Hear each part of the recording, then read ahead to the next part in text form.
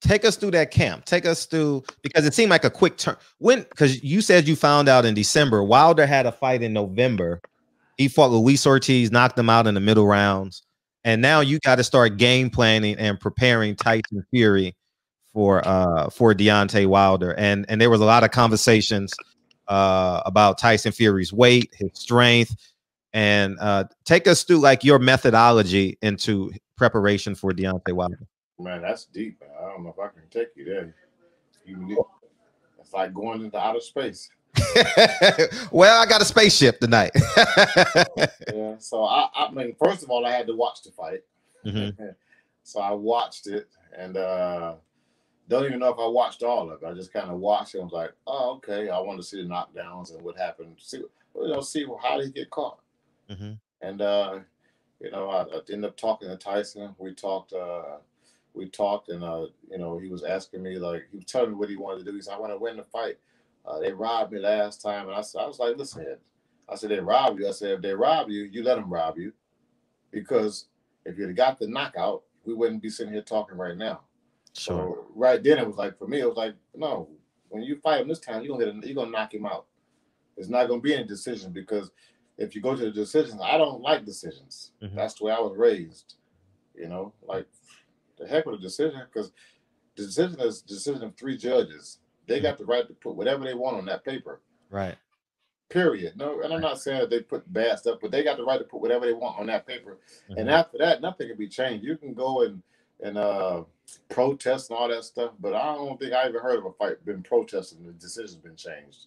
Right. That's just the way it is. So the only 100% for sure way to get a victory is getting that crunk knockout.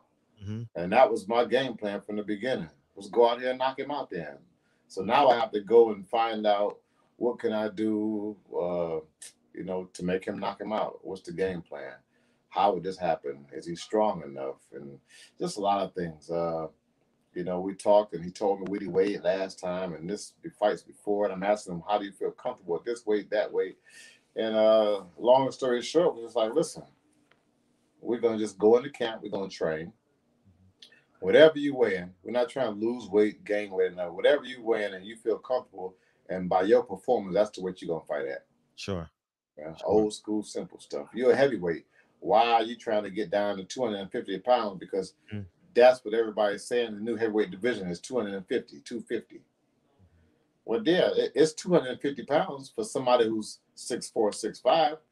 You 4 and 5 inches taller than everybody else. So you can hold that extra weight with no problem.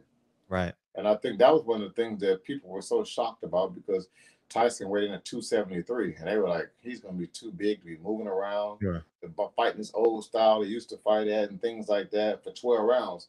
He ain't going to last. He's going to get knocked out by Deontay Wilder, because it only takes, it takes 12 seconds for somebody to win a fight against Wilder, and for, Wilder, it only takes 2 seconds, so, he's that dangerous of a fighter. And, we just went in there and start working on some of the basics, getting his fundamentals together, getting him with a good balance so he can punch hard. He's 273 pounds. Why shouldn't he be able to punch? Right. Sure. There's certain techniques and things like that to punching that can be taught. And I've heard people say you can't teach power.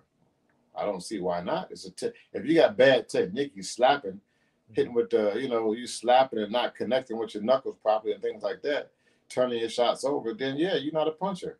But if you can make that good contact, you're able to knock somebody out. Yeah. You use the term slap. We're going to talk about that in a minute. Let's fast forward to fight night, because I almost didn't want to bring it up. I said, damn, I shouldn't have said slap. We're going to get into it. We're going to get into it because that's what interviews are for, to tell their side of the story. Fight night, Deontay Wilder versus Tyson Fury, sold out. Million pay-per-views. The world is watching, right?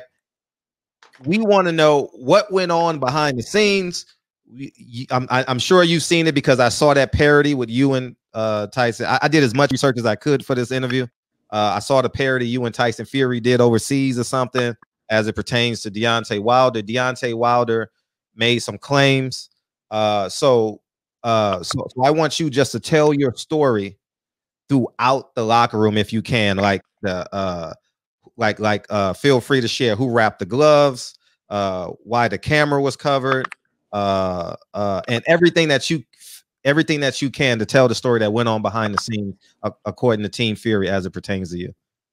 Well, first of all, I wrapped the gloves. I wrapped his hands and I put the gloves on. Not wrapped the gloves, but I wrapped his hands and I put the gloves on. So one of the things I always do is I have 4 gauze and 2 tape. I always give them to the commission here. I always give them to the person that's a representative of the opponent here. Let them hold it, touch it, and then I start making the pads. I start wrapping the hands. Sure. That's me every time. So nothing changes for me with that. So, yeah, egg weights. I didn't even know what egg weights were. I had to Google egg weights myself. Okay. I thought it was some kind of metal, like a brass knuckles. I'm old, so I'm thinking it's brass knuckles. And yeah, so yeah, I did all that. I put the gloves on. There are pictures where I'm standing there putting gloves on, and you have JD's is watching me, and the commissioner is looking right at me. They're standing right there. We sitting here talking while I'm wrapping hands and stuff. So, you know, I guess these rumors just make it more exciting. I don't know, but it sure keeps Tyson Fury getting a sensational knockout out there in the air. So I don't have too much of a problem with it. I know what I did. And I know what I didn't do. I don't cheat. So that's like something that's gonna make me feel good. I feel like I teach well enough, and you know, to make the fighter win on his own without any kind of enhancements or anything illegal. I mean, that's not gonna make me get up and excite me because I know how to cheat real good. I play golf. I won't even cheat in golf.